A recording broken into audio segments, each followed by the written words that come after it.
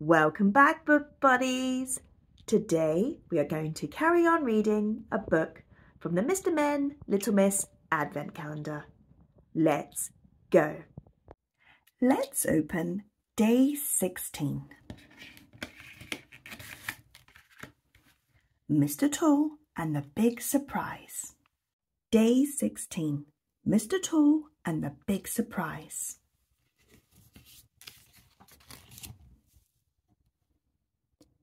Every morning, Mr. Tall wakes up in a bad mood. Can you guess why? Because his legs are too long. How unfortunate to be so very tall, he mutters to himself, looking down at his long legs, making a mountain under the bedclothes. Can you imagine the problems he has when he goes for a swim in Mr. Greedy's pool? Splash and crash. It's just not easy with such long legs.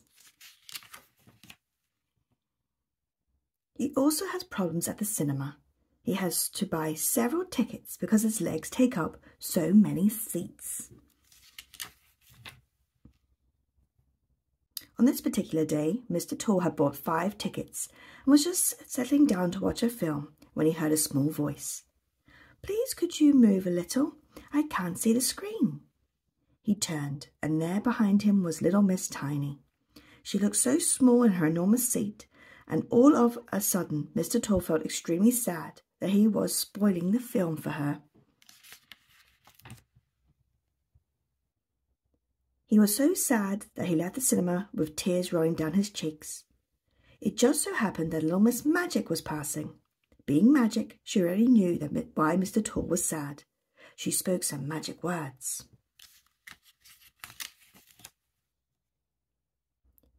The next morning, for the very first time, Mr. Tall woke up and stretched his legs. "Short legs! It's a miracle!" he cried.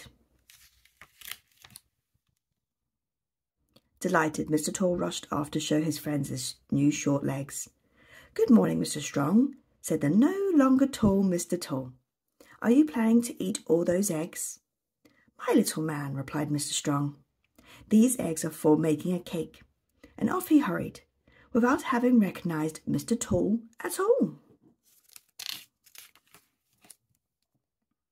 Little Miss Somersault was also in too much of a rush to realise that the no longer tall person was in fact Mr. Tall.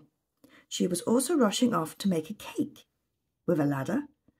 What a strange way to make a cake. Mr. Tall couldn't help wondering why everyone was making cakes.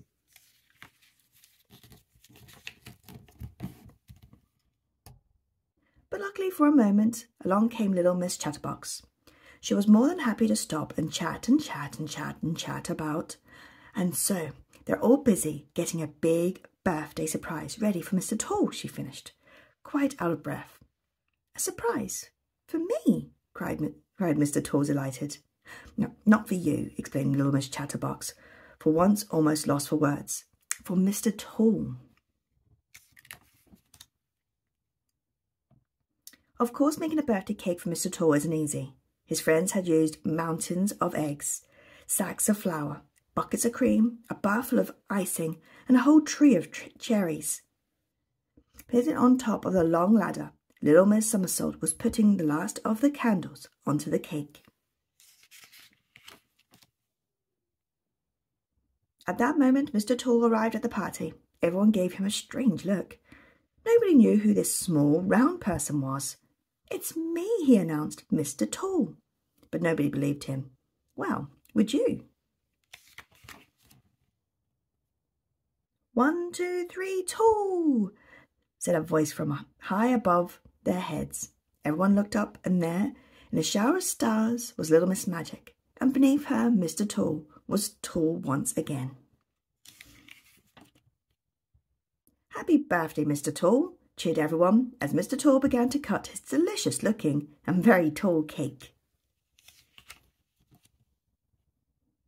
But there was another surprise to come, a bed that was just the right size for Mr. Tall. What a wonderful birthday present! Mr. Tall yawned, stretched out his long legs, and tested his new bed. Perfect. Mr. Tall thanked his friends and everyone joined in the party.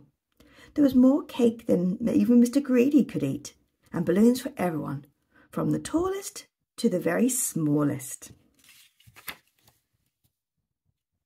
Next time you go to the cinema, just don't sit in front of me, giggled little Miss Tiny. The end.